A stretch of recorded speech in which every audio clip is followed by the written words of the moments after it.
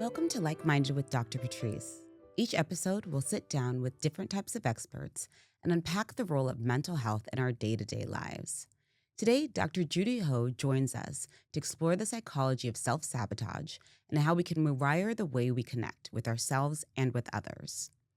From navigating societal overwhelm to building secure relationships through her core 3 framework, we'll unpack practical tools for emotional regulation, healing, and personal growth. Dr. Judy is a triple board-certified and licensed clinical and forensic neuropsychologist, a tenured associate professor at Pepperdine University, a television and podcast host, and a published author.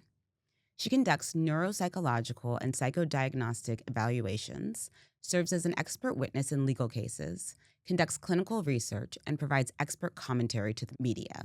She is a sought-after public speaker, TEDx presenter, and author of Stop Self-Sabotage and the New Rules of Attachment. Her work bridges science and storytelling, offering practical tools for personal and professional development. Welcome, Dr. Judy. So, Dr. Judy, in your book, Stop Self-Sabotage, you explore all the hidden ways that we get in our own way, so often without realizing it. Can you tell me why you wanted to write about this topic, and then, also help us understand what self-sabotage really is? Yeah. Well, first of all, I think that so many people self-sabotage and they even name it, but they don't always actually then connect it to a solution. And that's one of the reasons why I wanted to write about self-sabotage, because I really think that it's a universal phenomenon. And I also think that so many times we think that we really want a goal, and we really truly do, but there's something that holds us back. It's a subconscious fear. And really, it's not always recognized at the surface level of why we're not wanting to move forward the way that we really want, or we feel like we made all this progress and all of a sudden we're taking a huge step back. And I think that that causes people to feel like they lack control, and it causes them to feel bad about themselves. And I really wanted just to correct that misperception and empower people to make positive change. Yeah, it's funny you said, that people even name it. And, obviously in therapy, I'm sure, you've heard it or used it. And we say, name it to tame it. So you think, okay, once you name it, that's half the battle. But you're saying you're hearing people, they know what they're doing. They know what it's called, but they don't quite know how to manage it or how to find a solution to it. Is that right? Yeah, exactly. I think that a lot of times people know that it's a form of sabotage, but they don't quite know then how to actually change this pattern. And for some people, the pattern takes a hold of them more so than other people, or it's maybe certain times in life, or maybe it's certain areas of life. So for example, I know many people that I worked with who maybe in certain areas like work and family, everything's great. They don't really sabotage there, but it's really about romantic relationships, or it's really just about their health goals. Not everybody is self-sabotaging all across the major areas of their life. It's usually like 80 to 90% of it's really together. And then there's like 5 to 10%. Why does this keep happening? And that's what I see is the most common. Yeah, I think that's really interesting thinking about the patterns. Like if we're talking about, let's take relationships. Why do you think that some people might self-sabotage in that area and not in other areas? I think that a lot of times people think that, they can handle and control things that are not involving this level of vulnerability and intimacy. That I think is what is the most challenging for a lot of people, is that they whatever stress that they've had, whatever traumas or past pains that they've had, it comes out when there's that one-to-one interaction where it requires a good amount of vulnerability so you can actually have a connected relationship. And so a lot of times people kind of do relatively well in the beginning because, again, the stakes aren't quite as high. And then once it starts to get more serious, that's when you start to see some of the self-sabotaging behaviors. And people self-sabotage in all different ways. Sometimes people self-sabotage by maybe being more clingy than they really need to, needing extra reassurance. Other times people self-sabotage by telling themselves they don't really want that connection. And then they start to fade away from that relationship and, oh, I need a break. When really deep down, they do want that connection. They're just kind of scared of putting themselves out there. Yeah, I've definitely seen that, like it's sometimes in couples work.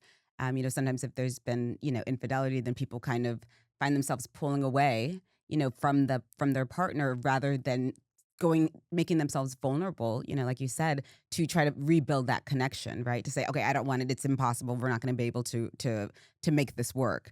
And so I think that being able to name it, but then the other part of it, like, why am I doing this? And like, what is it specifically about this situation that is making me do it? And then now what? Like, so what are some strategies that you give people once they've done the first couple of things? Yeah, I think that oftentimes, like you said, a lot of times it just takes just a little bit of that Mm, recognition, just a little bit of that self-observation to know that this is a pattern that's happening. But I really feel like it's helpful to try to explain why it keeps happening in a mm, more specific way. So I derived a acronym called LIFE, which is mm, sort of like, what are your underlying self-sabotage drivers? And each of the letters stands for something specific. uh-huh, For some people, maybe only one element of life affects them. mhm, And for other people, maybe all of them. There's really no judgment. It's just about understanding yourself. So L stands for low or shaky self esteem. mm, And that's just not really having confidence yes, in specific areas of your life, possibly having this negative thought that you don't actually deserve something good to happen to mm, you mm, in specific areas of life. And then, of course, there's that whole cognitive dissonance idea where if your brain is telling you something and it doesn't match the environment or what's going on, then like your actions will make it match.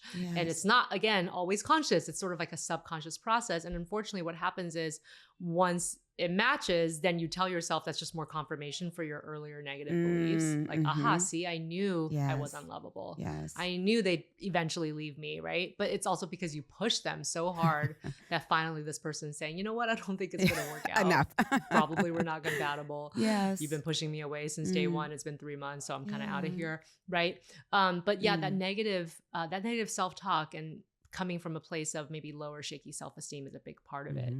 mhm, I stands for internalized beliefs. These mm, are things from earlier in your childhood, in your mhm, past, lessons that you've learned along the way by maybe watching your parents and caregivers, or maybe when something big happens and you watch the people that you admire around you cope and how they cope. mm. And as an adult, you end up replicating some of those same beliefs and behaviors, even though as a child, you probably recognize that you didn't really like that so much. And that's only just because modeling is so strong when we're Yes, younger. yes. And it kind of just works its way into your brain. So, one example would be if you grew up around a parent who was always afraid of everything and just seemed like they were thinking about any danger that might Mhm, befall you guys at any time. As an adult, you might become more hypervigilant to signs yes. too, even though you didn't really want to become like that person. Yes, it's Yeah. it's so true. I think that sometimes the way that I talk about it with clients often is that when we're growing up, we often make these like deals with ourselves. And it can be like, I'm not going to do anything like that. And so we may go in the complete opposite direction, even if that's really that kind of unwarranted in that situation. Or we may go towards what's familiar, even if, like you said, we know that it's actually not good for us. And so sometimes, a lot of the work I think is also getting people like, what decision did you make like for yourself when you were younger? Like, what did you decide? Did you decide in that case that you were not going to be afraid of anything and you're going to take all the risks? And is that working for you? Or do you maybe need to do something different? So I think that internalized beliefs is like such an important step, for that you take with your clients. Yeah, and I think that's just a good example. And I think that that happens so much more often than we might even know Mm, or recognize. But it's yeah. really about when it becomes an issue, right? Because obviously sometimes maybe that's okay, Yeah. and maybe it's not really affecting your life in a negative way. Then hey, who are we to say? But if it's starting to, and it's Hmm. really changing your ability to be able to reach the goals that you want and then make you feel bad about yourself in the Yes. process, then it's time to take a deeper look. Yeah. Absolutely. Yeah.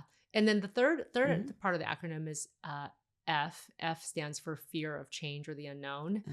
So, all humans are somewhat reticent to change. It's a survival Hmm. strategy. Like, obviously, if you know your environment better, then you will generally feel like you have more control. And then that usually leads to survival in some way. Yes. So, obviously, some of it is adaptive and some of it is evolutionarily based. However, there are just some people for Mm. experiences that they've had in the past, or maybe it's more of a temperament thing. They just struggle with change and the unknown a bit more than the average person. Yes. And when that happens, I think that that's when you can see uh, self sabotage really taking root, because they're too afraid to even take a step because they don't know what's coming. Yes. Or once change starts happening, they just become so dysregulated that they really can't manage it well. And that can cause negative consequences in different areas of life. Yeah. Well, and it kind of feeds back into what you were saying before, because it also kind of confirms if you don't have a chance to take that step and then come out the other side and come out in good shape and be able to accomplish what it is that you wanted, then you don't know what that feeling is on the other side, right? So you kind of stay stuck, I imagine, in that Yeah. fear. Yes. And tell me about the E. Yeah. So the E is excessive need for control. Mm. So this is really speaking to my perfectionists out there, people who are very type A, high achievers, right? All of those things can be very positive. But if your need for control is so great that it actually holds you back from being in relationship with others, letting go a little bit so that something can happen, then you can end up stagnating. And Yes. I see this oftentimes with people, again, who are highly successful. They just won't delegate anything. They're just micromanaging even after they delegate it. And of course, then things don't get done or they burn themselves out in the process. And then similarly, I see this activated a lot too in romantic relationships. Because again, can't really control No, you another cannot. person, how they feel about you, how they're going to act on a given day. Yes. And then it's just so frustrating to them that they just can't stay with it and they don't make themselves vulnerable in those relationships. And eventually that does end.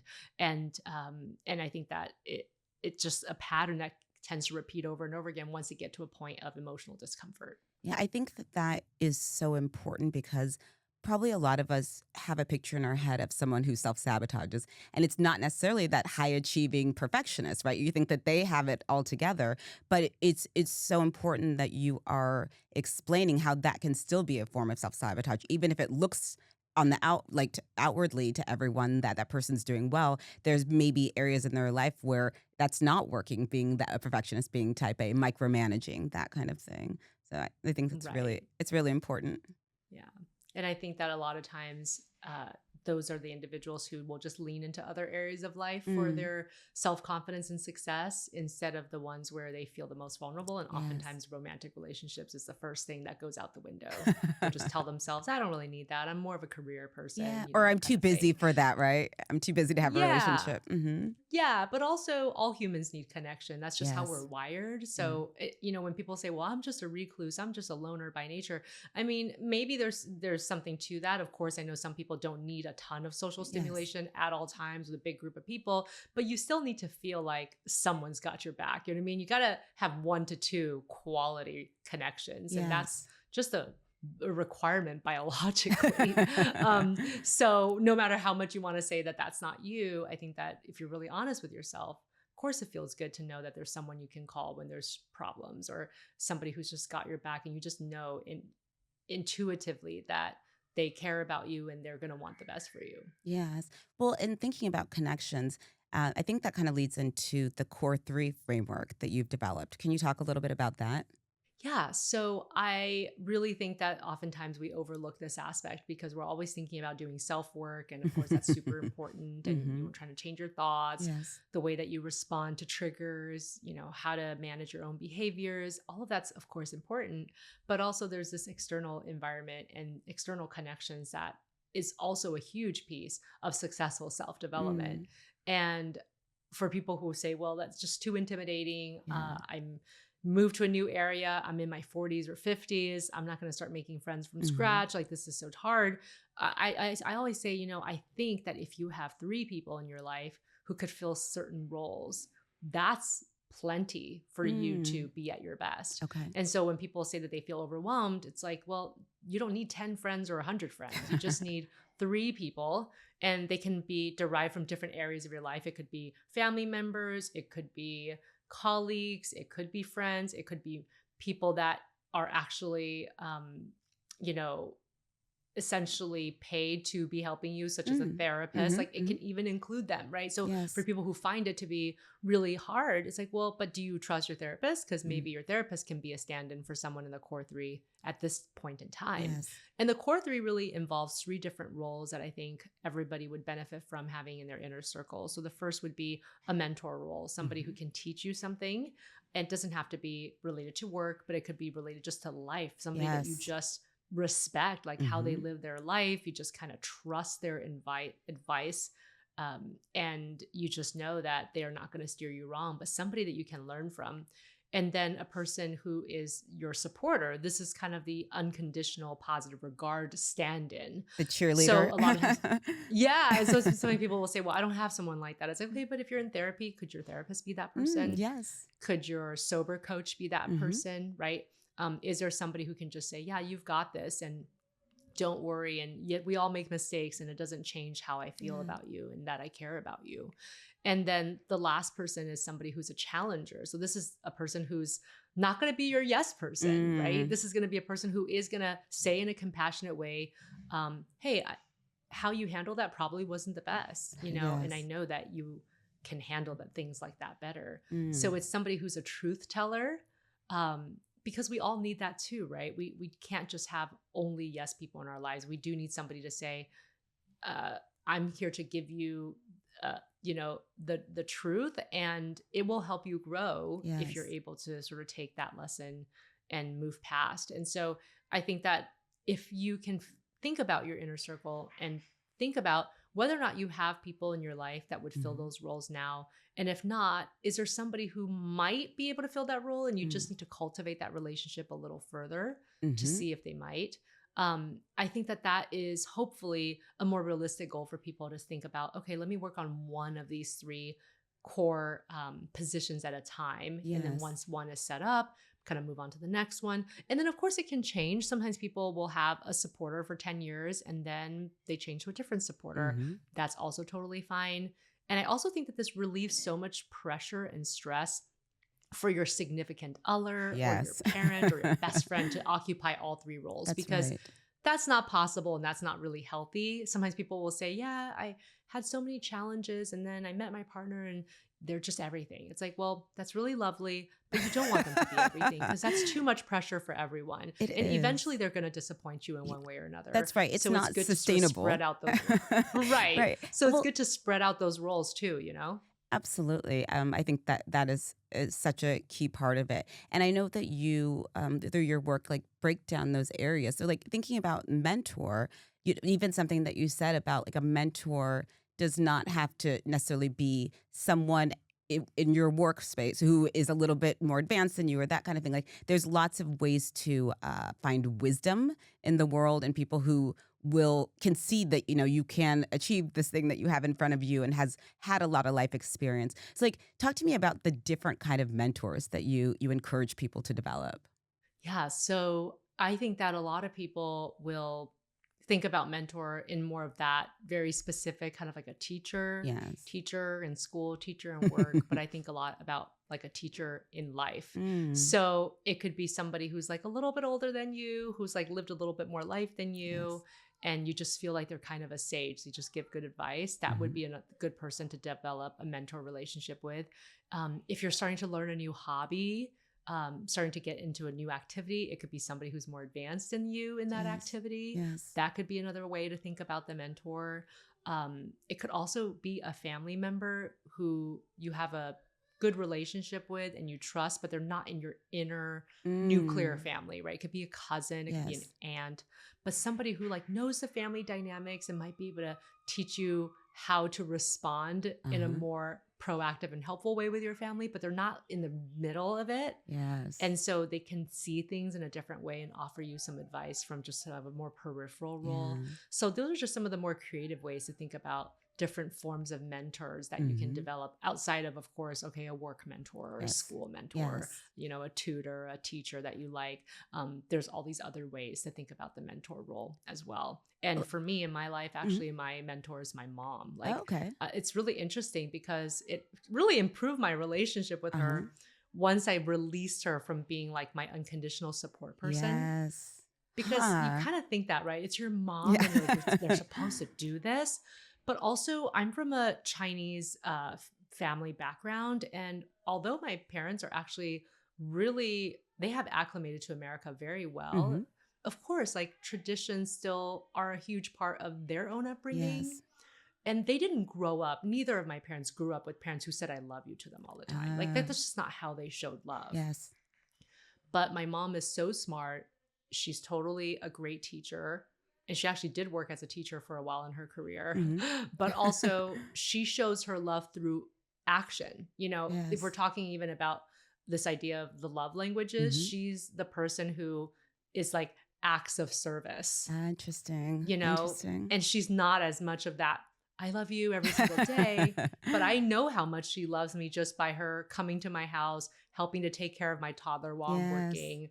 I see her like folding my blankets, folding my clothes so I don't have to do it at the end of the day. And I'm Yes. just like, I don't know if that's not love, then I don't know what is, you know what I mean? So Yeah. it's really improved my relationship, just even thinking about, you know, she excels most in a different core three position than Mhm. I've been trying to put her in all of these Yeah. years. Well, and I think, Dr. Judy, you said so many really interesting things there because, on the one hand, in most people's situations, like a mother might not be that person in that role. For you, it works because for all the reasons that you explained, and it made me think about like with my own parents, similarly, like in their generation, you didn't say, I love you. You're not hugging your kids like all day and night, right? But my mom, I remember her having a conversation with her years ago, and she said that her and my dad, they both had a conversation like we're going to say I love you to our kids. We are going to be more affectionate. Like we knew our own parents loved us because they did things for us. They kept us fed, they kept, a roof over our head. So that was how they showed love and they did feel that from them. But they said that they both wanted to do things like a little bit differently.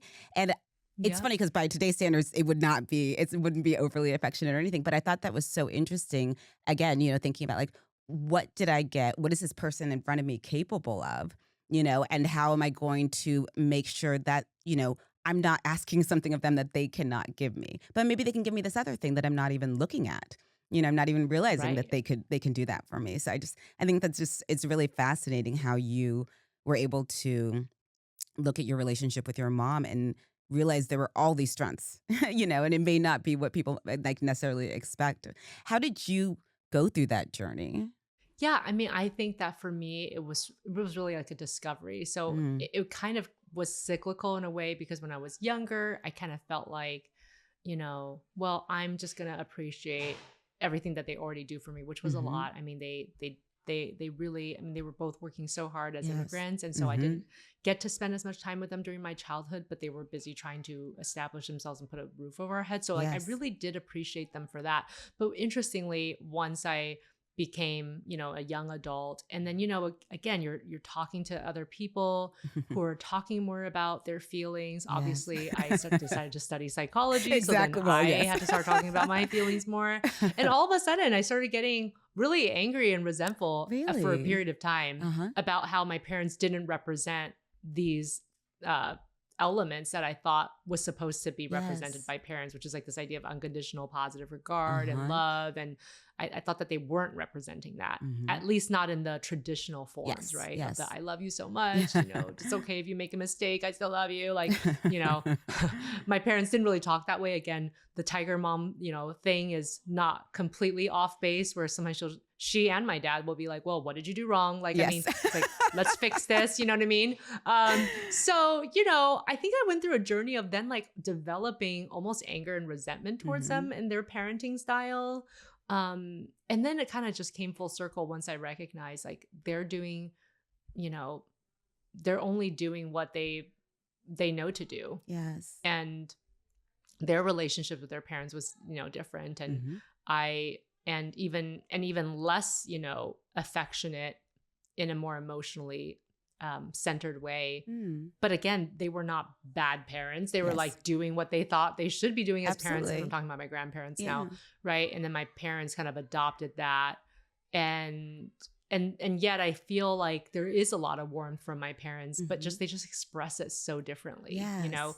And I think once I recognize that and like release them from this idea of what I Mm. thought they should be like, which really only developed as I got exposed to other people and their parents and like, like, right. And then learning psychology and Yes. thinking that it has to be this way, but then almost like, then you come back from that and Mm. you have more of a flexible way of thinking about how love is shown in Yes. families, and then a lot of forgiveness, and then like a little bit of regret on my end for being so mad at them for a couple of years.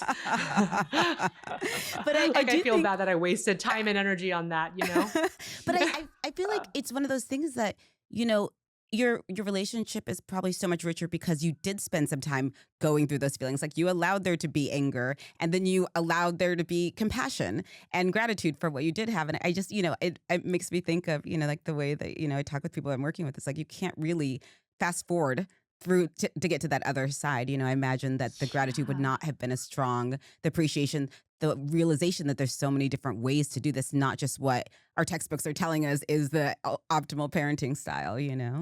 Right.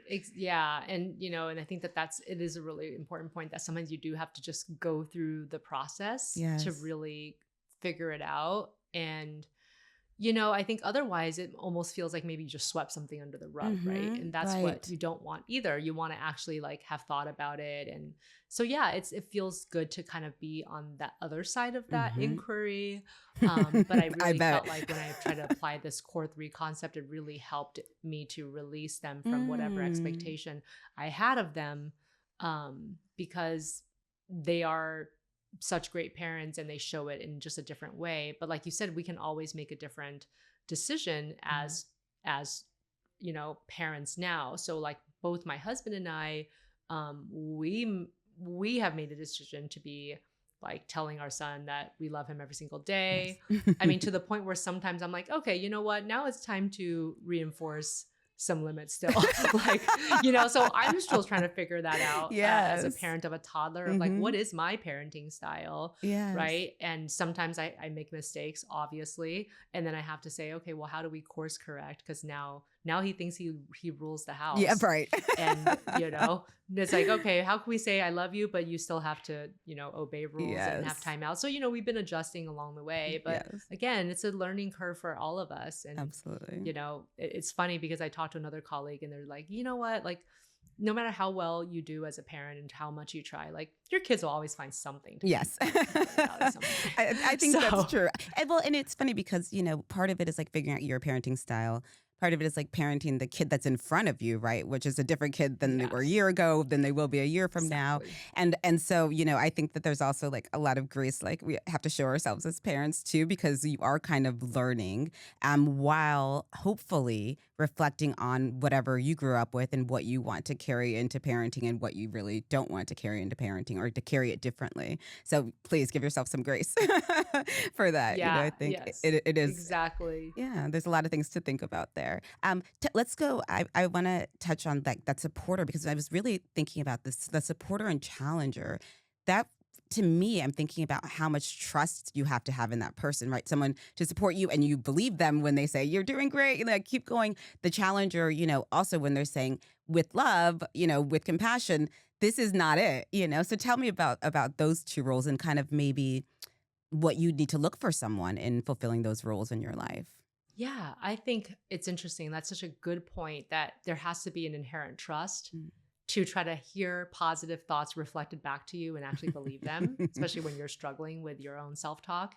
And then at the same time, if you already have struggles with self talk, then having somebody be honest with you and actually point out, like, hey, you could Yes. be doing better here, or you should be trying harder. Yes. That could feel hurtful. Absolutely. And you could get reactive and it can be a trigger of Mhm. sorts. Mhm. And so I do think that you have to sort of be ready to receive the feedback from both types of individuals in your life. And how to make yourself ready is really just to try, to put yourself in their shoes and say, like, you know, there's no other motive for them to tell me what they're telling me other than that they care about me and they're my Mhm. friend or they're my family or whatever, their role is in your life.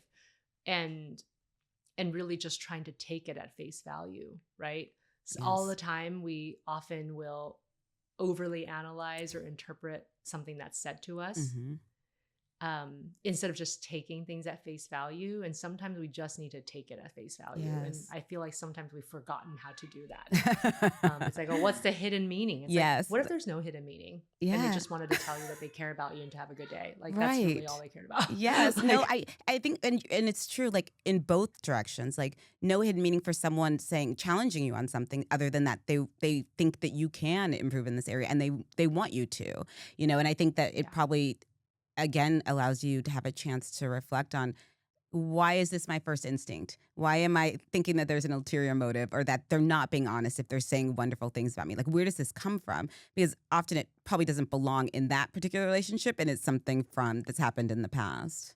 Right. Exactly. And I think that without even knowing it, we do carry so much of our past experiences into our Yes. current understanding, even when Yes. it doesn't apply. I mean, that's why attachment theory um, is still very much helpful, I think, Mm-hmm. in understanding why certain childhood or early experiences have such a hold on us, even though this Yeah. is decades later. Mm-hmm. And it's because oftentimes that those lessons that we take with us are kind of subconscious, and that's how we cope back then. So now we Yes. think that we still have to cope this way now, except Exactly. you're an adult and your whole circumstances have changed, and yet you're Yes. still playing those same old tapes, right? Mm-hmm. Um, and I think that that also speaks to why sometimes when as adults we get around our family of origin and all of the same patterns come back up and you're Regress. having the same exact arguments and fights, and it's like, well, what's going on here? It's like, yeah, Yes. but your body remembers. Uh-huh. And, even just like somebody sighing, you're like, oh my God, I remember when they did that. It was always going to be Totally. this thing that happened next. Even Yes. though today they were just sighing because they're tired, Yeah. like but it just automatically activates these scripts. Yeah. And I think that that's something to really remember, that, you know, our circumstances are always changing and you can always make a different decision. But if you're kind of operating on autopilot, Mm-hmm. a lot of times your old programming comes back and it's not always for the best. Absolutely. I think that's 100% accurate. Even speaking from experience, like sometimes, I see my older sister and I'm like, why am I acting like this? Like, why did my voice change? Where is this going? And I think it is because there's things that when you're around people, good and bad, you're just kind of like, you become that person that you were for, those formative years. And I'm glad you brought up attachment theory because I do think it's among the things that have it's become like a buzzword. People are really comfortable talking about it. I think seeking to understand why these relationships always end up the way that they do, like why this keeps happening, in their work life, that kind of thing. So, talk to me a little bit about attachment theory, how you use it in your work, how people can build like more secure attachments. Yeah. So I think that attachment theory is something that probably permeates most people's experiences to some degree, even if you're not actively thinking about Mm-hmm. it.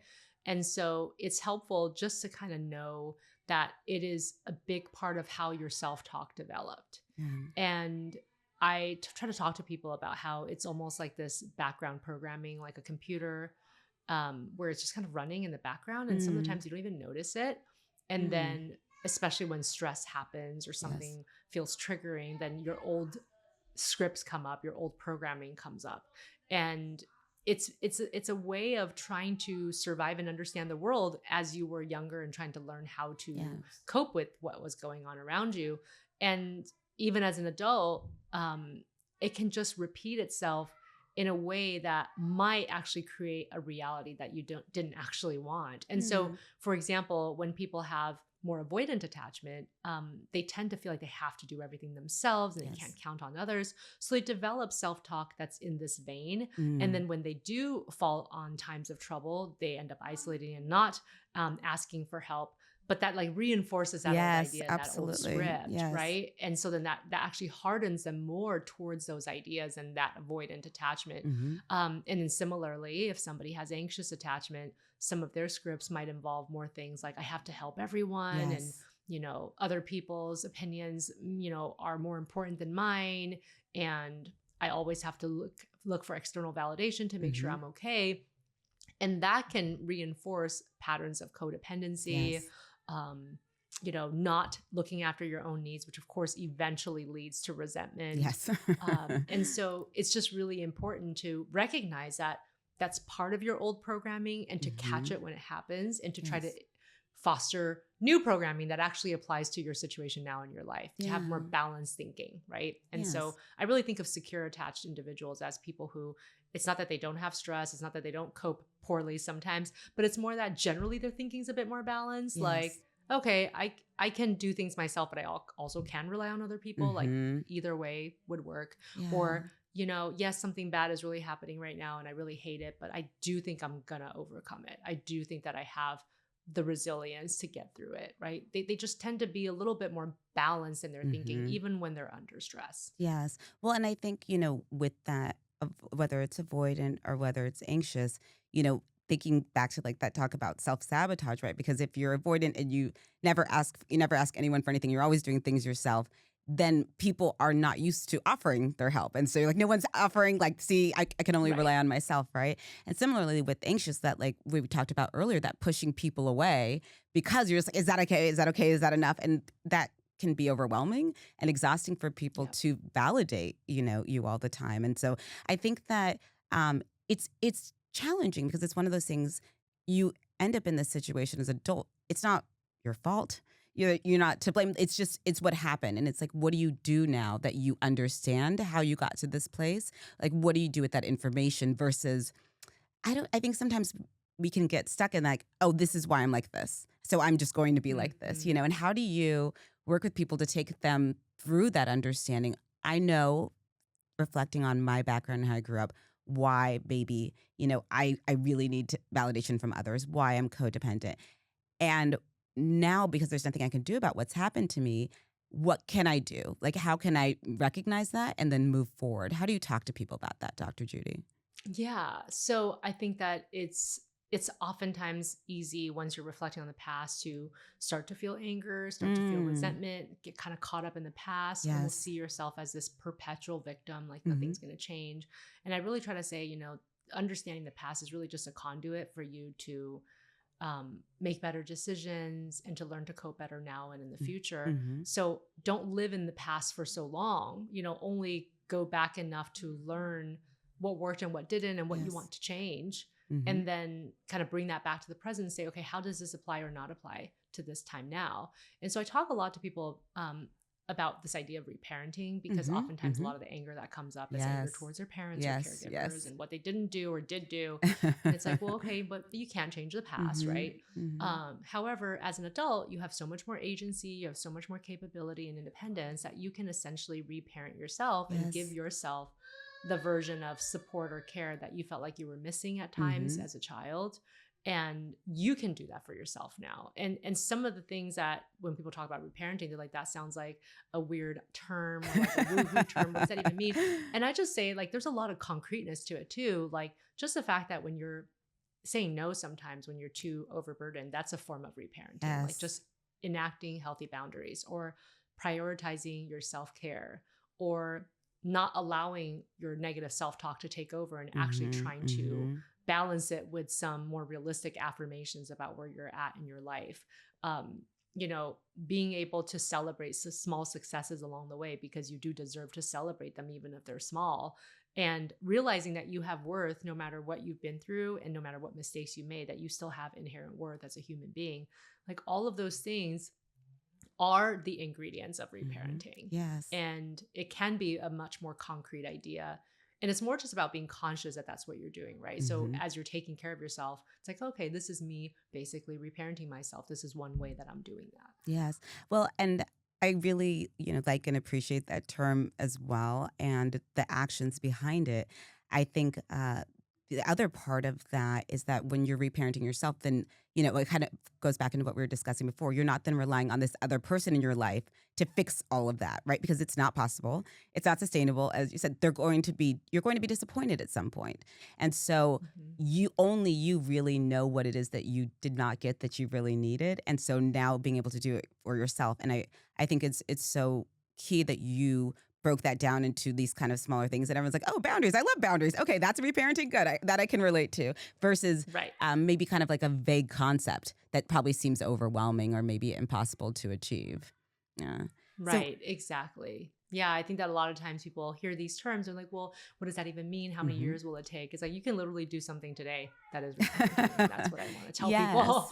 Yes. Yes. And as you said, being aware that that is what you're doing, like you are actively healing yourself, and then you're going to be, in the long term, less reliant on other people to do that for you, being more trusting in yourself of your capability to do that. So kind of speaking about that, you mentioned coping, and I also wanted to talk to you about like emotional regulation. So self-regulation, co-regulation. Can you break down those terms and how do you talk to people about that? Yeah, so self regulation is this idea where you're actively applying strategies that can help you to manage your feelings, manage Mm. your thoughts, and enact more productive and healthy behaviors. Co regulation is having some trust that another person can help you Mm. with that process, Mm-hmm. right? And we need a little bit of both. We need to learn how to self regulate when we don't have people around to help us, but we Yes. also need to know that sometimes self regulation is not enough, and you do need to lean on others to help you to regulate as well. I mean, even just two people deep breathing together is a Mm. form of co regulation. Yes. Even physical touch and a hug is a form of co Mm-hmm. regulation.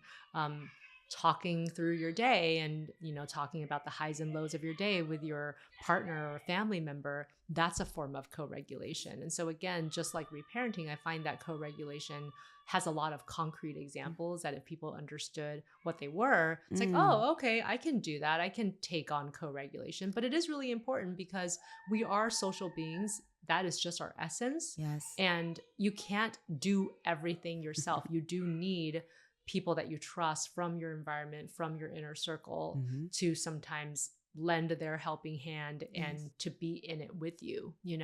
And that's what really co-regulation is all about and why it's so important. Yeah.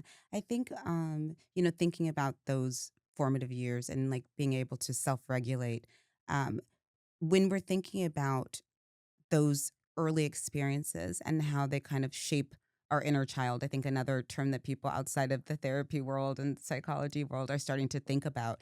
Um, how does that healing, like, what is the inner child, I guess, first, and then how do we bring like that emotional regulation in with our inner child?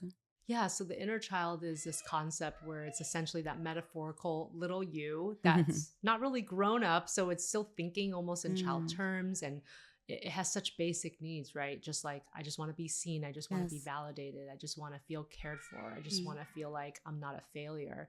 And a lot of times as an adult, we start to push those parts of ourselves away, like, oh, well, that's such a childish idea, or that's a mm, ridiculous thing to say to someone out loud.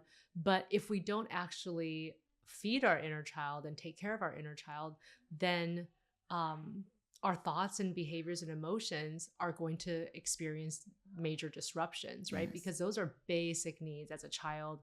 Your needs are much more core and Mm, basic and not so complex and nuanced. And so, without recognizing that those needs are still there and that you still have to address them as an adult, you might find yourself floundering, having more difficulty in various yeah. ways. And so, that's why I think it's so important just to acknowledge the inner child and to know that their needs are just as relevant as they were 10 years ago as they are now, and finding some way to nurture your inner Mm, child. So like letting your inner child feel like they're listened to, giving it a sense of safety, right? yes. And one of the ways that I found the easiest to do inner child work with people is actually through visualization, where I Mm, try to get them to visualize a specific point in time in their childhood where they had a very significant memory, yeah.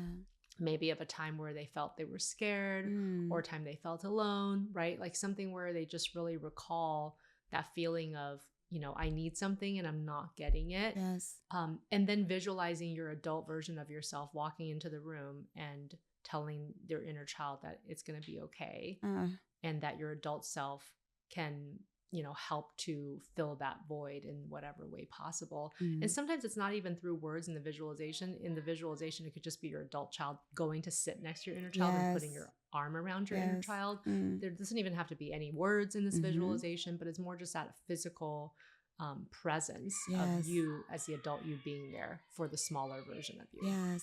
I think it's such important, and emotional work that uh, kind of allowing that inner child to have a voice and to Yeah. just be heard right in that way. Sometimes I when I've worked with people on inner child work, it's like they draw. And it's so fascinating to me how people when they're thinking about something, there's often a very clear experience that they had and they can picture themselves having that experience of not being, being neglected maybe or of not being accepted when, there was something that fell outside of the realm of what was, your values in your home, that kind of thing. And people often are able to draw themselves in that space and like this is what it felt like to have that experience and this is what my inner child this is what I would have liked to hear at this moment, and then now how do I do that work for myself?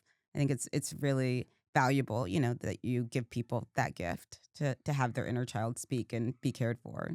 Yeah. And I think one of the things that is so helpful once people do start doing inner child work is that they just feel, in general, like a lot more congruent. Like Mm, they feel a little bit more authentic. yes. Like, okay, like there's a connection to something that I've been feeling for a long time and I've been stifling it and now it's being recognized. And even just the fact that it's recognized without doing anything else can make them Yeah, feel a little bit more aligned with who they are. absolutely. Um, I think that you've given all of us such important information and um, real life kind of tips of what people can do to address these issues, whether it's self sabotage, whether we're working on reparenting or need to work on co-regulation. Um, Thank you for all of those very powerful insights. So, as you look ahead, Dr. Judy, what's most exciting to you about the next chapter of your work? I think it's really about trying to help people understand that um, self development doesn't have to be so heavy all the time. Yes. That, I think that sometimes it's really scary to do healing work. And you think that you have to go through so much pain and struggle. And of Mm, course, sometimes you do. But also, you can also approach it with a type of lightness. yes. It doesn't always have to be so deep every single day. And if that's the reason why you've been held back from actually digging in, then I hope that that's going to be a message that inspires you just to get started, Yeah. because it can really be different every single day. Hmm. And I think that we're always evolving, right? We're always changing, hopefully, and just trying to make the most of every single day and trying to improve one small thing about yourself. I think Yeah. that that's probably a little bit more realistic and doesn't feel quite as daunting if Hmm. this is your first time getting into it. Yeah, I think that's so powerful. Thank you for sharing that. Giving people kind of an in to begin the work. And that the work can look completely different day to day. It can look different for you than it looks for other people, and that it doesn't need to be overwhelming. The whole time. So thank you for that, Dr. Judy. If people want to see what you're working on, where can they find you on social media? Yeah, so you can find me on most platforms at Dr. Judy Ho. I Mhm. also have a newsletter on Substack you guys can check out, substack.drjudyho.com. And I also have my website where there's a lot of free resources at drjudyho.com. Wonderful. Thank you so much for being with us today. Take Oh, care. thank you so much, Dr. Patrice. I had a great conversation with you. Thank you. For more on what I'm doing, you can follow me on TikTok or Instagram at Dr. Patrice Lagoy. And if you enjoyed today's episode, please like and subscribe, and also would love to hear feedback or ideas for future shows. Thank you for listening.